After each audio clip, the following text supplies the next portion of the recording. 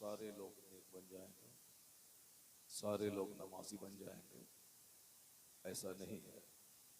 मैं इसलिए कहता हूँ कि चूंकि लोग अपने हिसाब से बहुत सारी बातें सोचते रहते हैं, दिमाग में उल्टी सीधी बातें भी आती हैं और कभी कभी अच्छी बातें भी आती हैं। तो अपनी दिमाग में आने वाली हर बातों पे बंदे को एतमाद नहीं करना चाहिए, क्योंकि दिमाग में बहुत सारी बातें चल सकती हैं, कभी इस्लाम के ताल्लुक से, कभी जन्नत के ताल्लुक से। लोगों के दिमाग में शक शुबा पैदा होता है। तो हर बात जो आपके दिमाग में आ जाए और अच्छी हो सच्ची हो, ऐसा नहीं है। कोई भी बात दिमाग में आ सकती है आदमी। जैसे सहाबे कराम के दिमाग में भी बहुत सारी बातें आती थी। एक सहाबी हुजूर के पास आए, कहा या रसूल अल्लाह, मेरे दिमाग में ऐसी ऐसी बातें आ रही हैं कि उसके बोलने से बेहतर मैं ये समझता हूं कि मैं जल कर राख हो जाऊं। यानी जो बात मेरे दिमाग में आ रही है, जो वसवसा पैदा हो रहा है, उसके बोलने से बेहतर है कि मैं जल कर राख हो जाऊं। यानी उसको जबान पे नहीं लाऊं, उसके बोलने से बेहतर यह है कि मैं जल कर राख हो जाऊं। आप समझ सकते हैं कि सहाबे कराम जो जन्नती टीम है, जिनके जन्नती होने में कोई शक नहीं है। कुल्लम वअदल्लाहुल हुस्ना, अल्लाह ने सारे सहाबा को जन्नत का सबसे वादा कर लिया। सारे लोग जन्नती। वो जन्नती आदमी क्या कहते हैं कि मेरे दिमाग में जो बात आ रही है, उसको बोलने से बेहतर यह है कि मैं जल कर राख हो जाऊं। तो हुजूर ने क्या कहा, यही तो तेरे ईमान की दलील है, यही तो तेरे ईमान की दलील है कि तुम उस वसवसे को बुरा समझते हो, और यही तुम्हारे ईमान की पुख्तगी की दलील है। मतलब ये हुआ कि दिमाग में बातें चाहे जैसी भी आ जाए, लेकिन बंदा हक पर कायम रहे और बुरी बात को बुरी समझता रहे, उसको जबान पे नहीं लाए, दूसरों के सामने बयान नहीं करे। और अगर हक दरियाफ्त करने के लिए बयान कर सकता है, उसको गलत समझते हुए, तो बयान करना भी बुरा नहीं है। जैसे किसी बंदे के दिमाग में ये आता है कि मरने के बाद कुछ नहीं होगा, मर गया, खत्म हो गया, चाहे आग में जला दे, चाहे कब्रिस्तान में दफन कर दे, बदन सड़ जाए, ये बात दिमाग में आ सकती है। बहुत सारे लोग बोलते भी हैं कि मरने के बाद क्या होगा नहीं होगा कौन जानता है, इसी दुनिया में सब कुछ है। अगर कोई इस पर यकीन उसका जम गया, दिल से मान लिया कि मरने के बाद कुछ नहीं होगा, तो कुरान हदीस की रोशनी में वह शख्स काफिर है, यानी मुसलमान नहीं है, वो जहन्नमी है। इसलिए कभी भी दिमाग में बात तो आ सकती है, लेकिन उसको हक नहीं समझना है, उसको जबान पर नहीं लाना है। अगर हक समझते हुए जबान पे ले आए तो उसी वक्त बंदा काफिर हो जाएगा। अगर वह शादीशुदा है तो उसकी बीवी भी उसके निकाह से निकल जाएगी। इसलिए जो लोग इस्लाम नहीं लाए, वो जो चाहें बोले, जो चाहें खाएं, जो चाहें पिएं, जैसे चाहें रहें। लेकिन जो मुसलमान हैं, अब वो रिस्पॉन्सिबल हो गए, जिम्मेदार हो गए। अब बोलने से पहले वो सोचेंगे फिर बोलेंगे। ऐसा ना हो कि कोई जुमला जबान से बेखबरी में निकल जाए, ईमान भी लूट जाए, निकाह भी खत्म हो जाए, उस बंदे को पता भी नहीं चले। इसलिए मोमिन सोच समझ के बोलता है और पहले तौलता है कि मैं जो बोल रहा हूं उसके बोलने का रिएक्शन क्या होगा, ईमान रहेगा या ईमान जाएगा। इसलिए हदीस में आया है कि फल यकुल खैरन और लियसमुत। गांव देहात में ये सारी बातें बहुत चलती हैं, इसलिए मैं ये आपके सामने रख रहा हूं। हदीस में आया है कि मन काना युमिनु बिल्लाहि वल यौमिल आखिर फल यकुल खैरन और लियसमुत। ये बुखारी शरीफ की हदीस है, कुरान के बाद सबसे जो बड़ी किताब है। क्या आया है कि जो मुसलमान है, मोमिन है, या तो अच्छी बात बोले या चुप रहे। बस यही एक ईमान बचाने का सबसे बड़ा नुस्खा है। जो मोमिन है, जिसको यकीन है कि मरने के बाद हिसाब किताब होगा, मरने के बाद जन्नत है, मरने के बाद जहन्नम है, मरने के बाद मुझको अल्लाह के हुजूर हर दुनिया के स्याहो सफेद का हिसाब देना होगा। ये छोटी मोटी बात नहीं है, ये इतनी बड़ी बात है कि अगर बंदा हकीकत में ये जान ले कि मुझको मरने के बाद हर बात का हिसाब देना है, तो दुनिया में उसकी जिंदगी डरी और सहमी भी होगी। वो दिलेरी के साथ गुनाह नहीं करेगा, जो मन में आए वो नहीं बोलेगा, क्योंकि मरना है। मरने के बाद हर चीज का हिसाब देना है। जो मैं खाया, जैसे मैं सोया, जैसे मैं शादी ब्याह की, जैसे मैंने अपनी जवानी को गुजारा, माल जैसे कमाया, माल कहाँ खर्चा किया, मैंने जो कुछ सुना उस पर कितना अमल किया, ये सारी बातों का हिसाब होगा क़यामत के दिन। जबकि वो हदीस में अक्सर पढ़ के सुनाता हूँ कि क़यामत के दिन बंदे का पांव अपनी जगह से 1 इंच हटेगा नहीं जब तक कि 4 चीजों का जवाब नहीं देते। वो 4 में से सबसे पहली चीज है, ये जिंदगी जो कीमती जिंदगी है किस काम में गुजारी।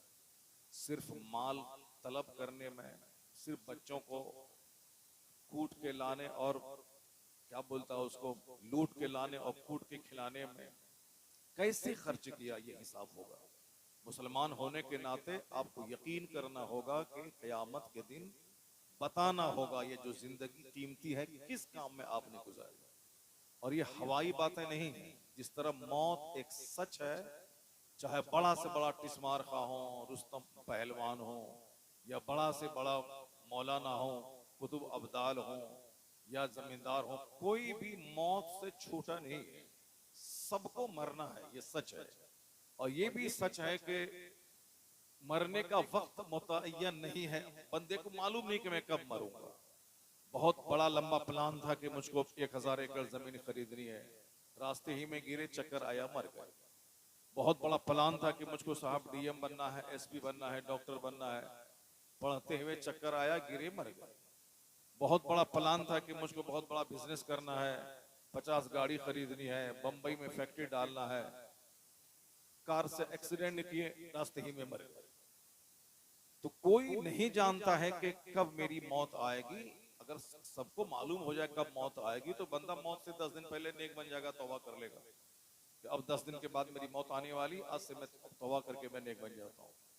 लोग जिस तरह से जीते हैं उसी हालत में रहते हैं, और अचानक मौत आ जाती है, उसको तैयारी करने की भी फुर्सत नहीं मिलती है। तो जिस तरह मौत एक सच्चाई है, उसी तरह मौत के बाद हिसाब किताब होगा, ये भी सच्चाई है।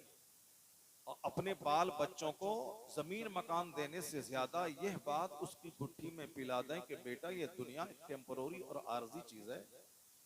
चाहे हम यहाँ जितना भी कुछ तरक्की कर लें, हजारों एकड़ जमीन खरीद लें, खरबों रुपए कमा लें, लेकिन अंजाम आखिर मौत है। और सारी चीजें छोड़ के मुझको जाना है। असल इज्जत वहां की, असल राहत वहां की, असल दौलत वहां की।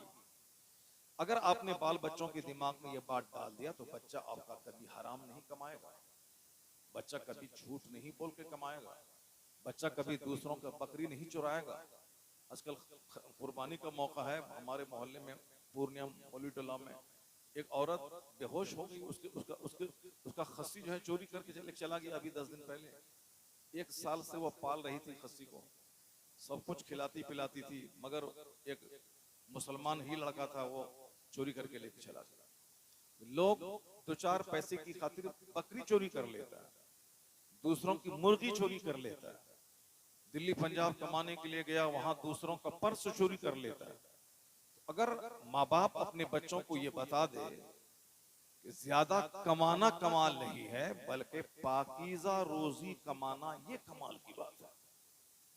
मकान बनाना कमाल नहीं है, बल्कि हलाल पैसे से मकान बनाना ये कमाल की बात है। और किराए के मकान में रह जाना ये बेहतर है हराम के पैसे से मकान बनाने से। अगर ये सारी बातें अपने बाल बच्चों को आप बता दें तो कभी चोरी नहीं करेगा, कभी वो डकैती नहीं करेगा, कभी दूसरों का माल नहीं हड़पेगा। लेकिन चूंकि माँ बाप अपने बच्चों की तरबियत के ताल्लुक से इस कदर गाफिल हैं, वो सिर्फ कमाने की बात करते हैं कि फला का बेटा दिल्ली गया 50,000 कमा लिया, फला का बेटा पढ़ा लिखा इंजीनियर बना 1 लाख महीना कमा रहा, फला का बेटा बिजनेस किया 2 लाख कमा रहा। सिर्फ कमाने की बात ही बाप अपने बच्चों के सामने करता है। तो इसलिए बच्चा ये समझ लेता है कि कमाना सबसे बड़ी बात है, चाहे जैसे हो कमाना है, जैसे हो मुझको मालदार बनना है, चाहे मालदार बने ना बने, चाहे जानवर की तरह जिंदगी गुजारे, चाहे वो दूसरों का तलवा चाटते हुए फैक्ट्री में मर जाए, दिल्ली पंजाब में उसकी डेड बॉडी गांव आ जाए, सब चलेगा, मगर दिमाग में ठान लेता है कि मुझको कमाना है। ये उस बच्चे का कसूर नहीं है, सारा कसूर उस माँ बाप का है जिसने अपने बच्चों के दिमाग में पैसा डाला। इस महीने में जो सारी बातें की जाती हैं वो इसलिए की जाती हैं कि बाप ने बेटे से ये कहा कि बेटा, इन्नी अरा फिल मनाम अन्नी अस्बहुका फंजुर माज़ा तरा। कुरान शरीफ में आया है कि जनाब इब्राहिम ने अपने बेटे इस्माइल से कहा कि बेटा, मैंने ख्वाब देखा है कि मैं तुमको ज़बह कर रहा हूं, ये बता दे तेरी क्या राय है। ये नहीं कहा कि अल्लाह का हुक्म है कि मैं तुझको ज़बह कर दूं और तुम चलो मैं तुझको ज़बह कर रहा हूं, नहीं, क्या कहा, इन्नी अरा फिल मनाम, मैं ख्वाब में देखता हूं कि मैं तुझको ज़बह कर रहा हूं, अल्लाह के नाम पे तुझको मैं ज़बह कर रहा हूं, फंजुर माज़ा तरा, बेटे ये बता दे कि अब तेरी राय क्या है। चूंकि जनाब इस्माइल इब्राहिम अलैहिस्सलाम का बेटा था और बहुत प्यारा चहीता बेटा था, चूंकि जिंदगी के आखिरी पड़ाव में 80-90 साल की उम्र में अल्लाह ने चांद जैसा बेटा दिया था। और जनाब इब्राहिम अलैहिस्सलाम ने बेटा की दुआ की थी। वो दुआ किस वक्त की थी? वो दुआ तहज्जुद के वक्त में की थी।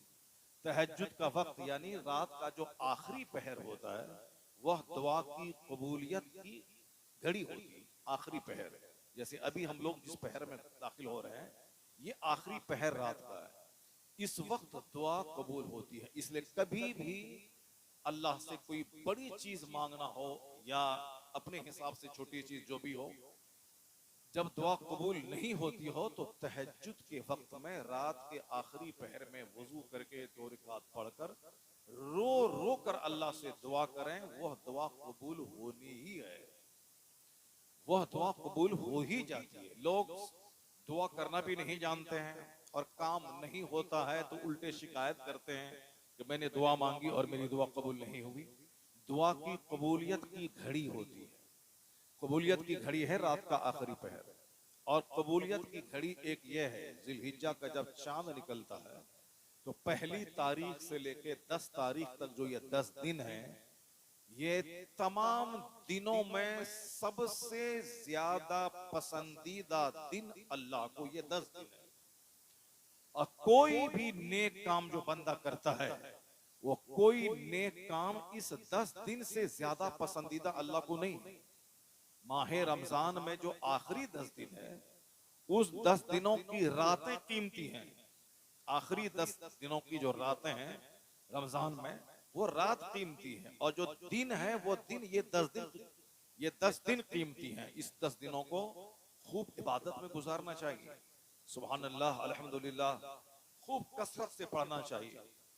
चौथा कलमा, इसको भी खूब कसरत से पढ़ना चाहिए। दरूद शरीफ कसरत से पढ़ना चाहिए। इन 10 दिनों में दुआ बहुत कबूल होती है, मगर लोगों को पता ही नहीं कि ये 10 दिन कोई कीमती दिन है।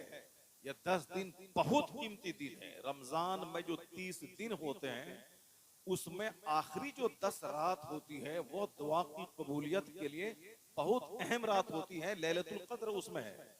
और दिन, ये जो 10 दिन होते हैं, ये 10 दिन बहुत कीमती होते हैं। ये 10 दिन और वो 10 रात बहुत दुआएं कबूल होती हैं, और कसरत से इबादत और अल्लाह का जिक्र करना चाहिए।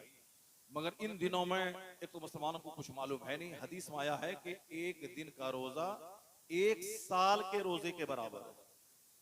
जैसे कल 9 तारीख है, रोजा रखें। बहुत सारे बुजुर्गान दीन 1 तारीख से लेकर 9 तारीख तक सारे रोजे रखते हैं। बहुत सारे लोग हैं जो बुजुर्ग नहीं हैं, आम मुसलमान की तरह है, आपकी तरह है, हमारी तरह है, लेकिन आप नहीं जानते हैं, उन्होंने 1 से लेकर 9 तक सारे रोजे उन्होंने रखा। ये सबसे बड़ी इबादत है कि एक रोजे का सवाब इन 10 दिनों में, बकरीद का चांद निकलने के बाद से लेके 9 तारीख तक, 10वीं तारीख को रोजा रखना हराम है क्योंकि वह ईद का दिन है। 9 तारीख तक 9 रोजे बहुत सारे लोग पाबंदी से रखते हैं। और फिर यह दिन इतना कीमती है कि इन दिनों में खूब कसरत से अल्लाह का जिक्र करना चाहिए। कहते हैं कि हमने दुआ की, दुआ हमारी कबूल नहीं हुई, तो दुआ, ट्रेन के आने का टाइम है 6:10, आप वहां पहुंचे 6:15 पे, ट्रेन जा चुकी है। तो आप बोलेंगे अरे हम तो यहाँ थे, 5 घंटे से इंतजार कर रहे थे।